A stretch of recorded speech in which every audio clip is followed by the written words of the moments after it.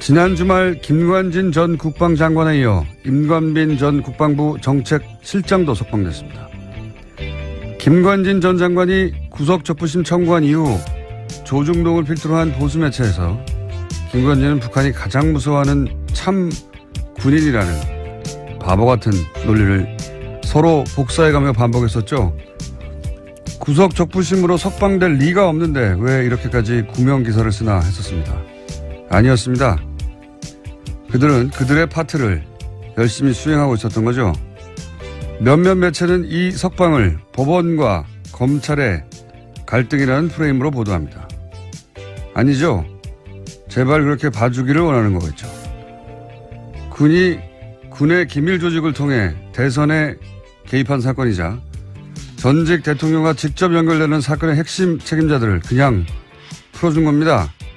이 사건은 검찰과 법원의 법리가 부딪힌 게 아니라 법을 통해 세우려는 새로운 질서와 그 새로운 작동을 막아선 과거 세력의 힘이 부딪힌 거죠.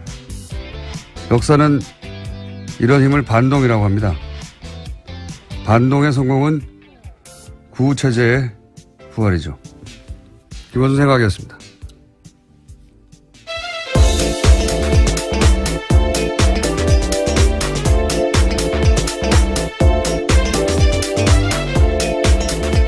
시사인의 김은지입니다. 네. 아주 주말 사이에 재미있는 뉴스가 많이 나왔습니다. 네, 뉴스가 정말 많았습니다.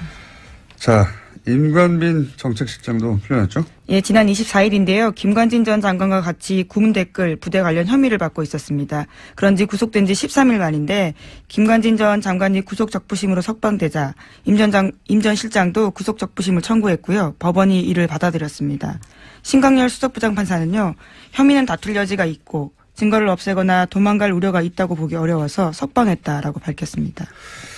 이게 말이 안 되는지는 저희가 잠시 후 일부에서 이정열 전 부장판사 오늘은 직접 스튜디오에 나옵니다. 네, 나와서 자세히 다루기로 하고 되돌아보니까 딱딱 맞아 떨어져요. 그러니까 구속적부심 청구부터 이상한 거죠 이게. 예. 법적으로 변한 게 아무것도 없는데 그럼 청구 자체를 안 하는데 안 되니까 청구를 합니다. 그리고 조선일보를 필두로 북한이 제일 무서워하는 참군인. 예. 제가 계속 바보 같다고 비웃었는데. 근데 조중동이 계속해요. 원래 조중동은 안 될 일은 붙들고 있지를 않아요. 왜냐하면 그러다가 진짜 안 되면 조중동 영향이 없다는 걸 인정하는 거 아니에요. 그런데도 계속 붙들고 있어서 여기 참 이상하다. 이거 컨트롤 타워가 있긴 있는 것 같은데 왜 이러나 억지스럽게. 설마 구속 적부심으로? 에이 설마. 그런데 그 양승태 전 대법원장이 직접 꽂았다고 하는 신광열 판사가 그 어려운 걸 해냈죠. 예. 그러면서 또 기사가 나옵니다. 김관진은 청구할 생각이 없었는데 변호사가 하자고 해서 참군이니까 직접 하자고 할 수는 없잖아요. 그리고 또 이어서 상관이 풀려났는데 당연히 부하도 석방돼야 또 청구합니다. 이런 기사가 나오고. 그리고 나서는 이제 주말에는 검찰과 법원의 갈등 이런 프레임이 나왔죠. 하루 종일 포털탑에. 왜 이런 일이 벌어졌냐. 검찰과 법원이 갈등해서 그렇다는 거예요. 그렇게 봐주길 원하는 거죠. 그 다음 포털의 메인은 신광열 판사에 대한 비난 여론이 있었잖아요. 예. 뭐 인터넷에도 그렇고. 여당에서도 그런 비판이 예. 있었습니다. 그러자 신 부장판사를 적폐로 매도한다. 뭐 처단 선동하고 있다. 신상털이, 유언비어, 가짜뉴스, 인신공격, 사법부 독립을 침해한다. 뭐 이런 그 비판을 이렇게 몰아가죠. 그리고 이런 비난에도 불구하고 신광열 부장판사는 석방을 결정했다. 부당한 여론 압력에 굴하지 않고 할 일을 했다. 이런 뉘앙스 기사가 또 나오고. 그리고 댓글 부대가 요즘 기승입니다. 아주 딱딱 맞아떨어져요.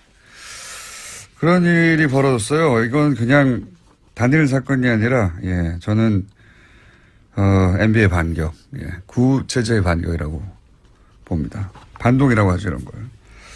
잠시 후에 다루기로 하겠고, 그러자 전병헌 수석도 기각이 됐죠? 영장이? 네, 지난 25일 새벽인데요. 영장 기각됐습니다. 검찰은 롯데홈쇼핑이 방송 재승인을 대가로 전 전 수석이 명예회장으로 있던 한국 e스포츠협회에 3억 원을 후원했다라고 봤는데요. 이에 대해서 서울중앙지법 강부영 부장판사는 범행 가당 여부와 범위에 대한 다툴 여지가 있다면서 구속의 필요성을 인정하기 어렵다라고 밝혔습니다. 또 관련 자료가 대부분 수집돼서 증거인멸과 도주 우려가 크지 않다라고 설명했습니다. 저는 전병헌 전 수석은 MB가 살렸다 그렇게 봅니다. 김관진, 임관빈 석방하다 보니까 형평을 맞추고 이렇게 된 것이다. 재청구하겠죠. 재청구하면 영장이 발부될 가능성이 높다. 저는 이렇게 보고요. 또 관련 뉴스가 많으니까 쭉쭉 이어가 보죠. 네, 적폐 사건의 핵심 피의자들이 잇따라서 검찰 소환도 거부하고 있는데요. 박근혜 정부 국정원에서 특수활동비 1억 원을 받은 혐의를 사고 있는 최경환 자유한국당 의원이 내일로 예정된 검찰 조사에 불응하겠다라고 밝혔습니다. 공정하지 못한 수사에는 협조하기 어렵다라는 건데요. 현역 국회의원에게는 불체포 특권이 있습니다. 그렇기 때문에 국회 본회의 표결에서 제적 의원 과반수 출석과 출석 의원 과반수 찬성이 나와야지만 체포가 가능한 상황입니다. 뿐만 아니라 김병찬 서울 용산경찰서장도 검찰의 요구에 출석해달라는 검찰의 요구에 응하지 않고 있는데요. 지난 25일 출석이 예정돼 있었습니다. 하지만 시간이 더 필요하다라면서 검찰의 의사를 전달했다고 하는데요. 김병찬 서장 같은 경우에는 2012년에 댓글 사건 관련해서 국정원과 수시로 통화해서 정보를 줬다라는 혐의를 받고 있습니다.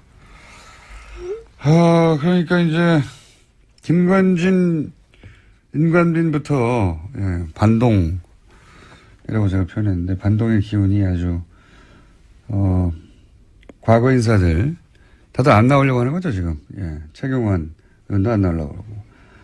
그리고 이 의원 원유철 의원 또 사실은 대상이 수사 대상입니다. 대상이 돼 있고 그리고 경찰도 안 나오려고 그래요. 용산 경찰서장 김병찬 다들 안 나오려고 하고 있습니다. 네. 네, 여긴 이미 25일 출석이었는데요. 나오지 않았습니다. 지금 이렇게 한 사람 뭐 김관진 임관빈이 풀려난 거 이외에도 전체적으로 다 이런 거대한 움직임이 있다 현재. 네. 긴장이 필요하다. 네. 제가 보기엔 다시 한번 큰 싸움이 시작되려고 한다. 저는 그렇게 봅니다. 다음 뉴스는요. 네, 박근혜 정부 국정원이 검찰의 댓글 수사를 막기 위해서 청와대에 SOS를 보낸 적이 있다라는 이야기도 나왔는데요. 과거 이야기입니다. 핵심 인력을 교체하려고 하는 등 수사팀에 와해시키려고 했던 정황이 드러났다라는 겁니다. 국정원이 당시 청와대에 올린 보고서를 보면 2013년 댓글 특별수사팀의 인적 구성에 심각한 문제가 있다 이렇게 내용을 보고했는데 보고서에는 특수성 검사들이 균형적인 정무 감각이 부족하다라고 평가해놨습니다. 그러면서 당시 특별수사팀장이었던 윤석열 팀장에 대해서는요. 통제가 안 되는 인사다라고 평가를 했고 또 특정 검사에 대해서는 할아버지가 전라도 출신이라서 원적이 문제가 있다. 또 특정 다른 검사는 대학 시절에 학생운동을 했다라면서 소위 건전 성향 법조인으로 수사팀을 바꿔야 한다라는 이야기를 제안했다라고 합니다. 윤석열 팀장은 통제가 안 된다. 네. 통제가 안 되죠. 네. 그때도 와해시키려고 했고. 네, 2013년입니다. 실제로 그때 그래서 윤지검장 같은 경우에는요, 결과적으로 쫓겨나는 상황이 됐었습니다. 윤지검장만 쫓겨났나요? 네, 최동욱 청장도요. 검찰총장 자체를 날려버렸는데요. 자, 그리고 지금도 사실은, 그런 일이 벌어지고 있는 셈입니다. 본격적으로. 전체 흐름이 그렇다는 거, 자, 다음 수는요. 네, 국정원 업무에 불법 관여한 의혹을 받고 있는 우병우 전 수석에 대해서 검찰이 지난 24일 또다시 압수수색을 벌였습니다. 이번에는 재판을 받고 돌아가는 우 전 수석에게 영장을 제시하고 기습적으로 휴대전화 차량을 압수수색한 건데요. 이제까지 우 전 수석 같은 경우에는 제대로 압수수색하지 않았다라는 비판이 많았는데 이번에는 기습적으로 압수수색을 해서 현재 사용하고 있는 휴대전화까지 확보했다고 합니다. 현재 사용하는 휴대전화. 이렇게 하지 않으면 뭐 다 날려버리니까요. 자, 우병우 전 수석은 사실은, 엄청난 확률로, 불가능한 일들이 연속으로 벌어진 분이죠. 통신영장이라고, 원래 이제 수사 대상이 되면 일단 기본적으로, 누구와 통화했는지부터 알아보잖아요. 예. 이거는 안 내줄 확률이 1%도 안 되는 건데 연속으로 안 내줬어요. 예. 네, 그래서 이례적이다라는 보도도 꽤 있었습니다. 그냥 이례적인 게 아니에요. 이건 일어나지 않을 일이 일어난 거예요. 우병우 전 수석과 관련해서는 아무것도 수사하지 못하게 하는, 예. 이제 하도 그러다 보니까 이제 갑자기 들이닥쳐가지고 갖고 있는 휴대전화를 차에서 내리는데 뺏은 거죠. 압수수색한 건데 여기서 뭐가 나올지 모르겠습니다. 이제 우병우 전 수석에 대해서는 검찰도 어떻게든 해보려고 하는데 여태까지 실패해왔어요. 자, 그래서 이런 아무도 모르게 이런 영장 발부해서 아무도 모를 수는 없겠죠. 여하간 갑자기 네, 기습적으로 닥쳤다라는 건데요. 이런 경우는 잘 없는데. 네, 이와 관련해서는 오늘 아침 한겨레 신문 보도가 있는데 이 과정에서 현직 검찰 간부가 우병우 전 수석과 추명호 전 국정원 국장의 연결고리 노릇을 했다라는 보도도 있습니다. 그러니까 내부에 일종의 프락치라고 표현하나요? 뭐 이런 사람들이 있다 보니까 검찰이 굉장히 기습적으로 압수수색했다라고 보는 건데요. 대검찰청에서는 해당 간부에 대한 감찰을 착수했습니다. 알겠습니다. 다음 뉴스는요. 뉴스가 많아요. 네, 국가정보원 댓글 수사를 방해한 의혹 등으로 참고인 검찰 수사를 받다가 숨진 변호사가 있습니다. 국정원 직원이었는데요. 정치호 변호사입니다. 이 변호사의 유족이 사망 경위에 대해서 진상규명을 요구하고 있습니다. 유족과 변호인단이 지난 24일에 기자회견을 열었는데요. 사망 경위에 관한 의혹을 제기하고 철저한 수사를 촉구했습니다.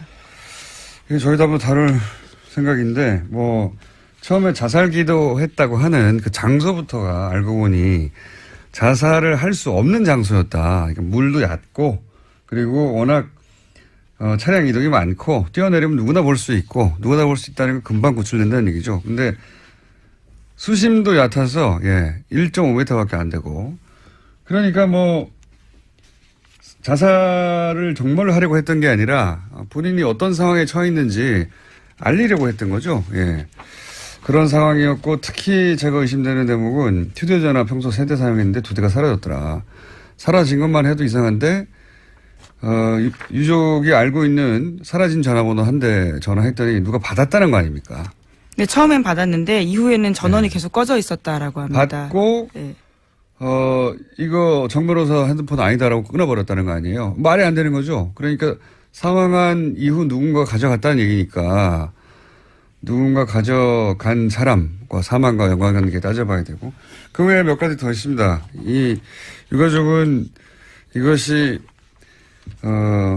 단순 자살이 아니다. 타살 의혹이 있다.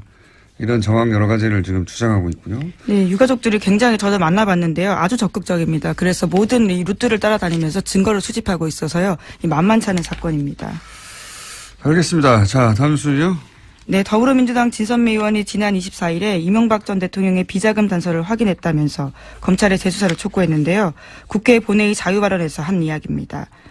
2012년 내곡동 특감 수사 종료 사흘 앞두고 발견됐던 이명박 전 대통령의 아들 이시영 씨의 명의의 삼성동 힐스테이트 전세 자금에 대해서 이야기를 했습니다.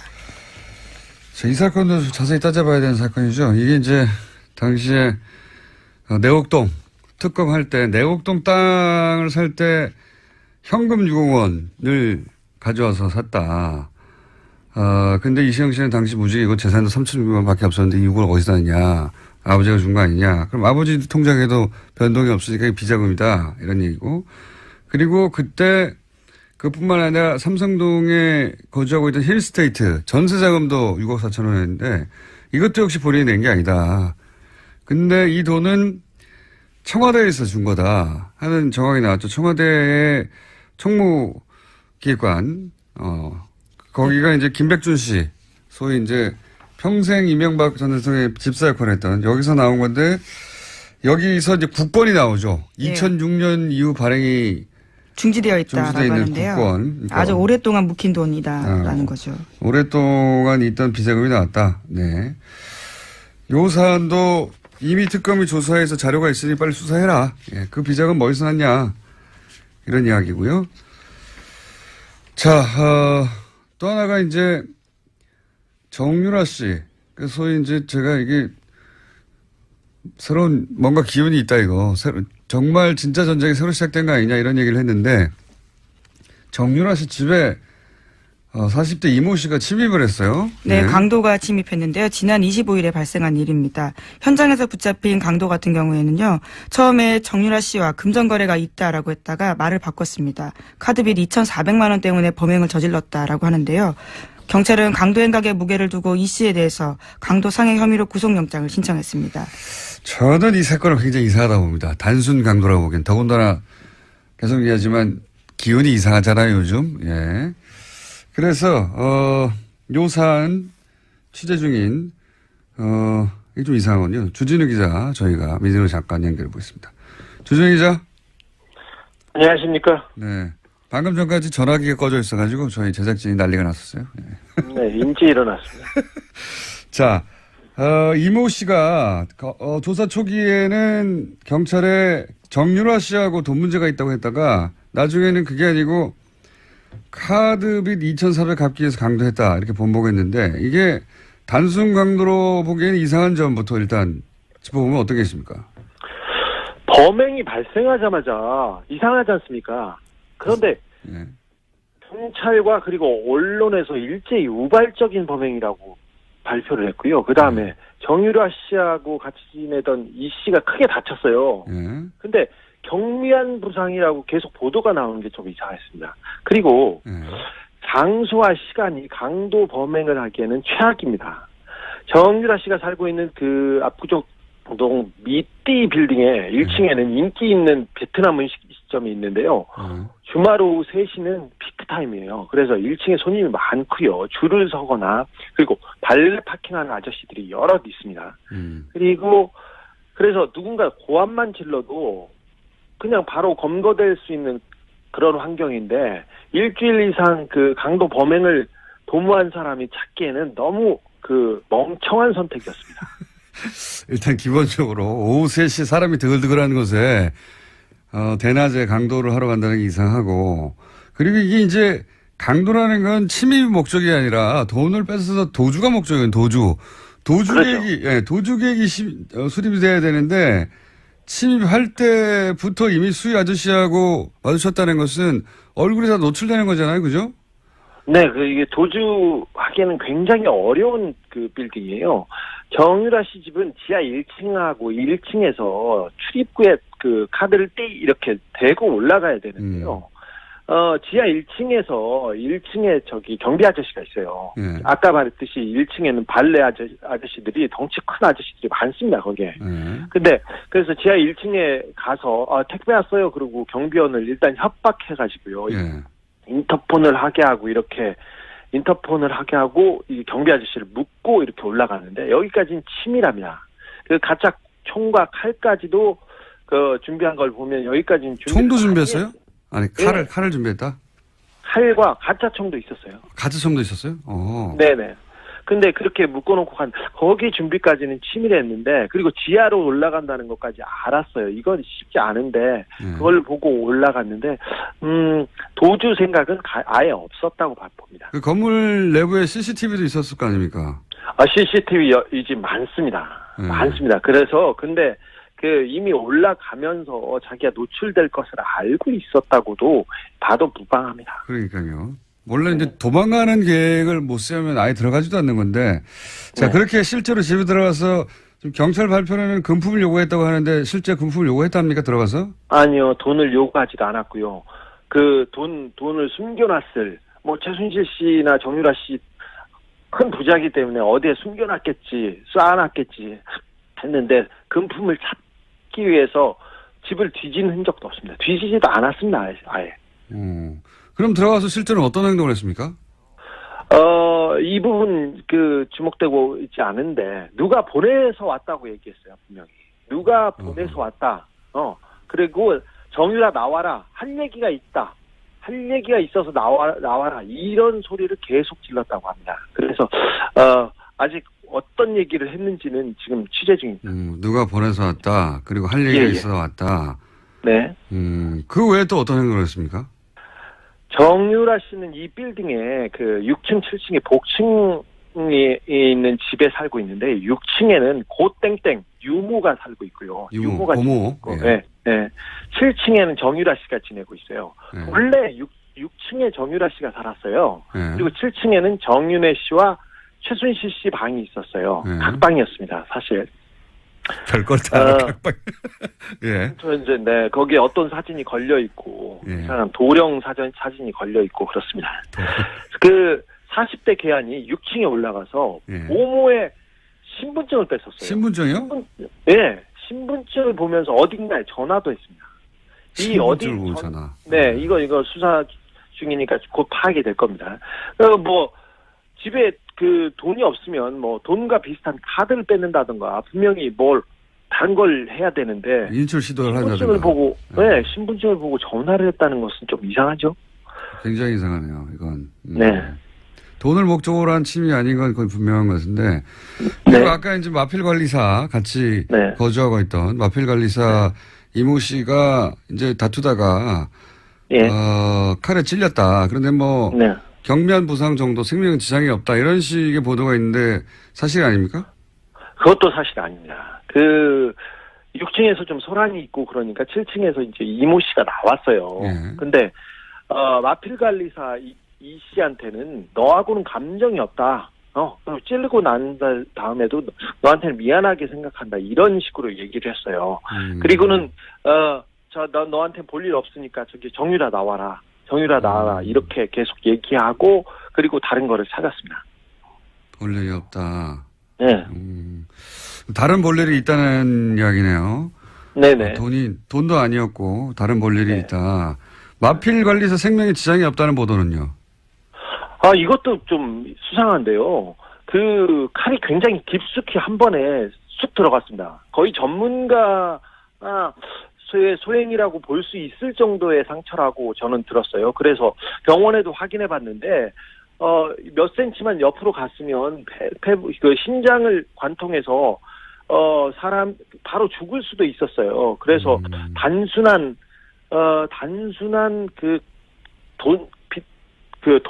빚 때문에 벌인 범행이 분명히 아니라는 것은 분명합니다. 피가 너무 많이 나서요. 네.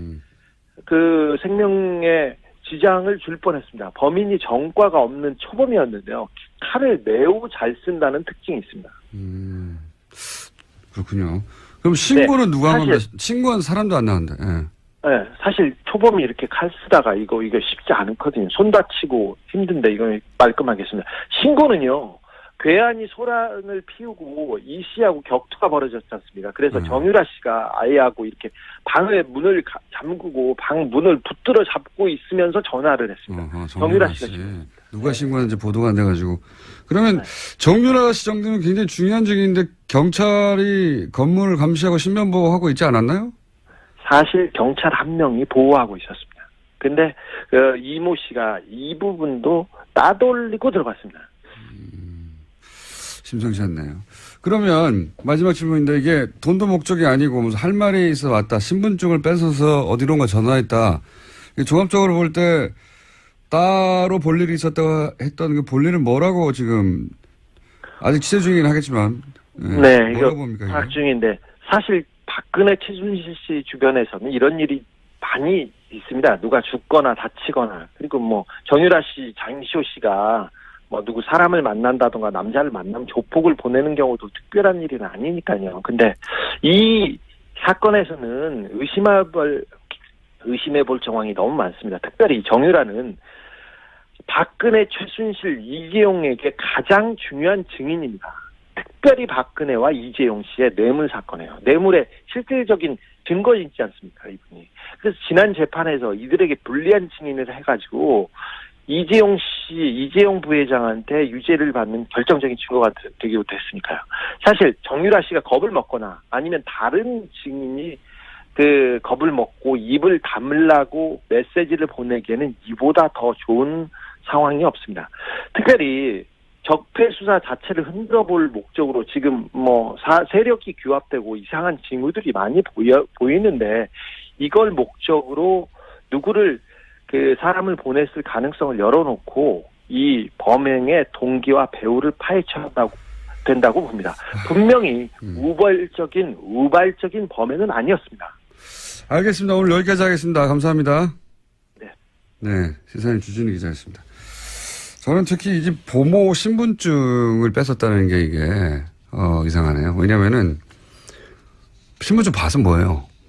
아무 상관이 없잖아요. 근데 그걸 강도라고 생각하면 이상한데, 그게 아니라, 거기 있는 모든 사람의 심리적 압박, 거기 같이 있던 마필 관리사, 유일한 남자였거든요. 그 사람은 칼로 찌르고, 그리고 보모는 신분증을 누구한테 신분을 불러준다고, 주민등록번호 불러준다고 생각해봐요. 보모 입장에서 굉장히 심리적 압박이거든요. 누군가 내가 여기 근무하는 걸 알고 있다.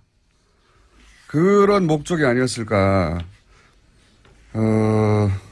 그렇지 않고서는 대낮에 들어가서 신분증을 뺏어가지고 전화하고 내가 누가 보냈다 할 얘기가 있다. 이럴 리가 없죠. 그 도주의 계획이 없잖아요. 이건 기본적으로 침해 계획만 있어요.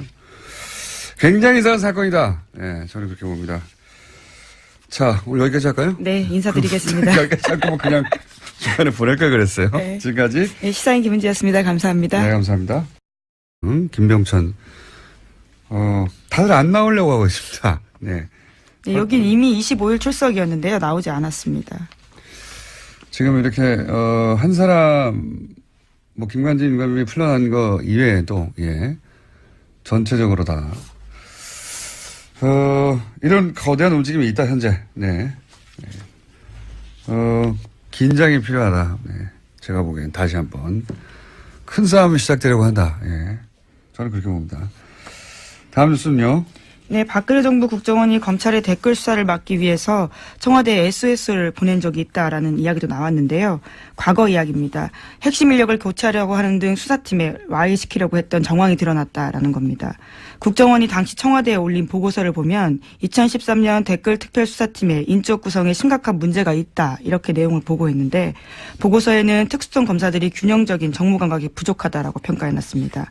그러면서 당시 특별수사팀장이었던 윤석열 팀장에 대해서는요. 통제가 안 되는 인사다라고 평가를 했고 또 특정 검사에 대해서는 할아버지가 전라도 출신이라서 원적이 문제가 있다. 또 특정 다른 검사는 대학 시절에 학생운동을 했다라면서 소위 건전 성향 법조인으로 수사팀을 바꿔야 한다라는 이야기를 제안했다라고 합니다. 윤석열 팀장은 통제가 안 된다. 네. 네. 통제가 안 되죠. 네. 그때도 와해시키려고 했고. 네, 2013년입니다. 예. 실제로 그때 그래서 윤지검장 같은 경우에는요, 결과적으로 쫓겨나는 상황이 됐었습니다. 예, 윤지검장만 쫓겨났나요? 예. 네, 최동욱 총장도요. 예. 검찰총장 자, 임관빈 정책실장도 풀려났죠? 예, 지난 24일인데요. 김관진 전 장관과 같이 구문 댓글 부대 관련 혐의를 받고 있었습니다. 그런지 구속된 지 13일 만인데 김관진 전 장관이 구속 적부심으로 석방되자 임 전 실장도 구속 적부심을 청구했고요. 법원이 이를 받아들였습니다. 신광열 수석부장 판사는요. 혐의는 다툴 여지가 있고 증거를 없애거나 도망갈 우려가 있다고 보기 어려워서 석방했다라고 밝혔습니다. 이게 말이 안 되는지는 저희가 잠시 후 일부에서 이정열 전 부장판사 오늘은 직접 스튜디오에 나옵니다. 네, 나와서 자세히 다루기로 하고 되돌아보니까 딱딱 맞아 떨어져요. 그러니까 구속 적부심 청구부터 이상한 거죠, 이게. 예. 법적으로 변한 게 아무것도 없는데 그럼 청구 자체를 안 하는데 안 되니까 근데 청구를 합니다. 그리고 조선일보를 필두로 북한이 제일 무서워하는 참군인. 예. 제가 계속 바보 같다고 비웃었는데. 근데 조중동이 계속 해요. 원래 조중동은 안 될 일은 붙들고 있지를 않아요. 왜냐하면 그러다가 진짜 안 되면 조중동 영향이 없다는 걸 인정하는 거 아니에요. 그런데도 계속 붙들고 있어서 여기 참 이상하다. 이거 컨트롤 타워가 있긴 있는 것 같은데 왜 이러나 억지스럽게. 설마 구속 적부심으로? 에이 설마. 그런데 그 양승태 전 대법원장이 직접 꽂았다고 하는 신경일 판사가 그 어려운 걸 해내죠. 예.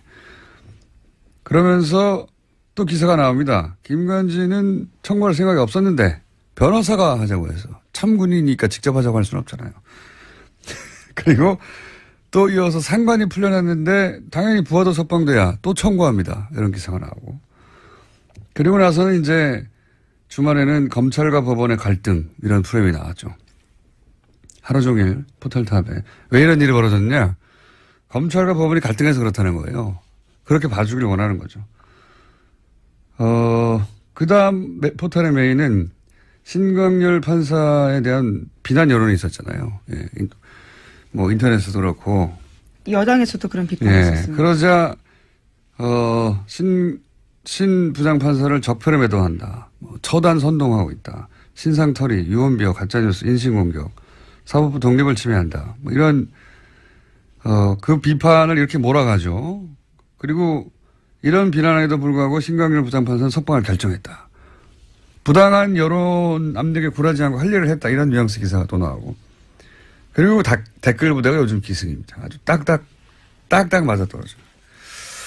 그런 일이 벌어졌어요. 이건 그냥 단일 사건이 아니라, 예, 저는, MB의 반격, 예, 구체제의 반격이라고 봅니다. 반동이라고 하죠, 이런 걸. 잠시 후에 다루기로 하겠고, 그러자 전병헌 수석도 기각이 됐죠, 영장이? 네, 지난 25일 새벽인데요. 영장 기각됐습니다. 검찰은 롯데홈쇼핑이 방송 재승인을 대가로 전 전 수석이 명예회장으로 있던 한국 e스포츠협회에 3억 원을 후원했다라고 봤는데요. 이에 대해서 서울중앙지법 강부영 부장판사는 범행 가당 여부와 범위에 대한 다툴 여지가 있다면서 구속의 필요성을 인정하기 어렵다라고 밝혔습니다. 또 관련 자료가 대부분 수집돼서 증거인멸과 도주 우려가 크지 않다라고 설명했습니다. 저는 전병헌 전 수석은 MB가 살렸다 그렇게 봅니다. 김관진, 임관빈 석방하다 보니까 예, 형평을 맞추고 이렇게 된 것이다. 재청구하겠죠. 재청구하면 영장이 발부될 가능성이 높다. 저는 그렇게 보고요. 또 관련 뉴스가 많으니까 쭉쭉 이어가 보죠. 네, 적폐 사건의 핵심 피해자들이 잇따라서 검찰 소환도 거부하고 있는데요. 박근혜 정부 국정원에서 특수활동비 1억 원을 받은 혐의를 사고 있는 최경환 자유한국당 의원이 내일로 예정된 검찰 조사에 불응하겠다라고 밝혔습니다. 공정하지 못한 수사에는 협조하기 어렵다라는 건데요. 현역 국회의원에게는 불체포 특권이 있습니다. 그렇기 때문에 국회 본회의 표결에서 재적 의원 과반수 출석과 출석 의원 과반수 찬성이 나와야지만 체포가 가능한 상황입니다.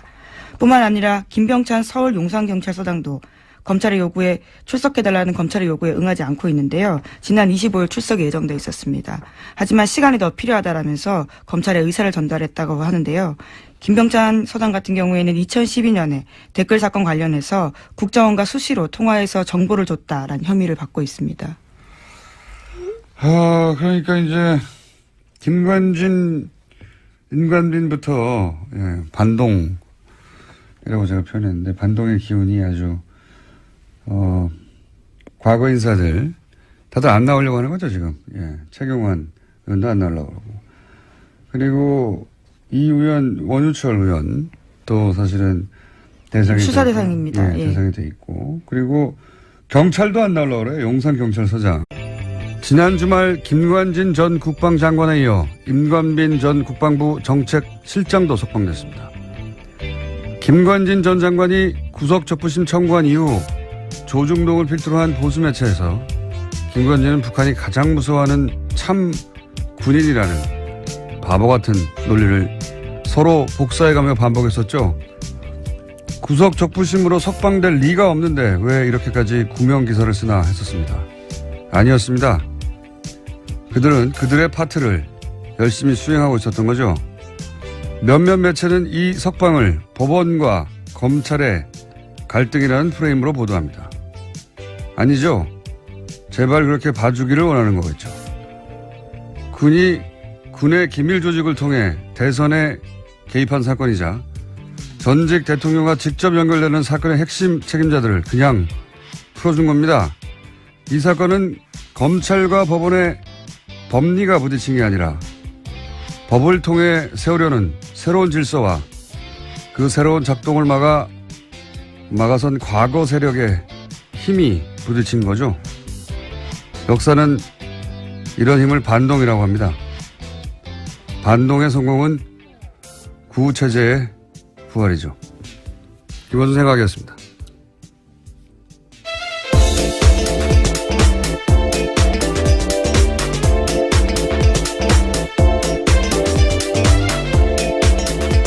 시사인의 김은지입니다. 네. 아주 주말 사이에 재밌는 뉴스가 많이 나왔습니다. 네, 뉴스가 정말 많았습니다.